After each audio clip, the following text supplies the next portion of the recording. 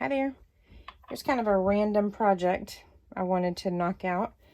I've got some tinted epoxy because I'm about to do a Northern Lights tumbler, and my first layer of epoxy, I wanted to go ahead and have a little color just to build up my black base paint, but I know it's too much. So we're going to tinker with these new mica powders that I just got. I got two, but we're only going to use one of them. I just took the tape off of it and it's really sticky. So what I'm going to do is brush a little bit of the mica powder into the bottom of the mold, and then we're going to fill it up at least halfway for now with the black tinted epoxy. I can always top it off later with either clear or more black, but I want to make sure and save enough for my cup that I'm working on. I tinted it with this. And this is one of Fran's chrome pigment powders. So we're just going to do a little bit like that. I'm going to have a hard time because of the sticky. So we're just going to kind of brush it on really gently. You don't need it thick. It just needs to be enough that it gives us the effect that we need.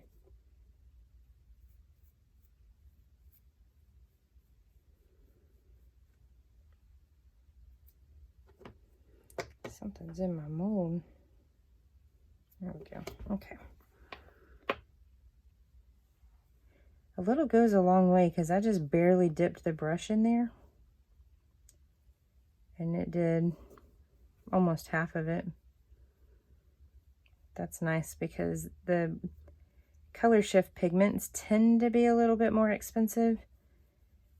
I know I've used the kind of cheapy set from Michael's in a couple of other projects, but I decided to go ahead and splurge and treat myself to a little bit nicer product for certain things.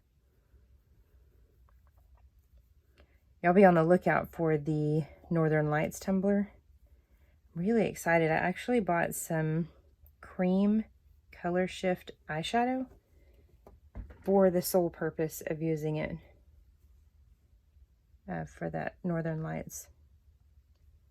If you do something like this, make sure and get all the corners too. That way you don't have any bare spots when everything's said and done.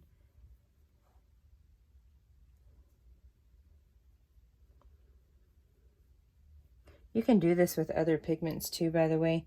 I'm doing it with this color shift because it's going on a black base. Or, excuse me, duh. I hate when I say the wrong thing. It's going on the front, and I'm using the black base to really make the color shift pop. I've seen this chrome pigment on some stuff, other projects that people have posted, and it is quite pretty.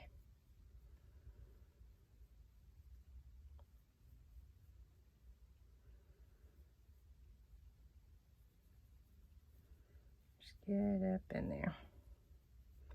I'm not heartbroken if it doesn't make it all the way to the tippy top, because by the time you get a jump ring in there and all that, it's kind of not as noticeable. But depending on the shape and the sizing, it might look kind of funny. Okay, so that's all we're going to do there. And then we are going to just pour this in here. I didn't go super duper opaque on my epoxy dye. There is such thing as too much epoxy dye. It kind of throws off your ratio. So this has a little bit more of a gray cast to it, and that's okay. It's still going to give us the effect that we want. I can already see the iridescence in there. I don't know if you can see it or not. The lighting might not quite be the right angle. So I'm going to leave it be like that, set it aside, and I'll come back to it and top it off in just a minute. So I have about 5 milliliters left. I went ahead and added just a couple more drops of the epoxy dye just to try and darken this up a little bit. It's still going to do what I want, even with the base color that it is. But it would also be really pretty doing it on like a a glitter base of maybe something that doesn't typically sparkle under epoxy. There's a couple of glitters that are more like a matte finish.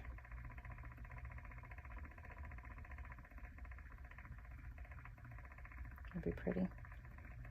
And I'm just covering this up. You want your epoxy to kind of, oops, I dripped, kind of dome up a little bit. You don't want it flat because it actually drops down and makes that meniscus. But you don't want it so full that it's overflowing and making like the weird little lips and stuff around the edge that you have to shave off with a blade. So we've got some air bubbles. Just going to use my lighter here. That's so satisfying. All right. If I was going to stay in here and continue working, I would definitely have to put my mask on. But I'm actually done for the day, so I'm walking out. So these have been here all night. So moment of truth. You can kind of see what that looks like. It ended up with a pretty dark base there. These aren't quite cured yet, but enough where I can get an idea of what we're working with here.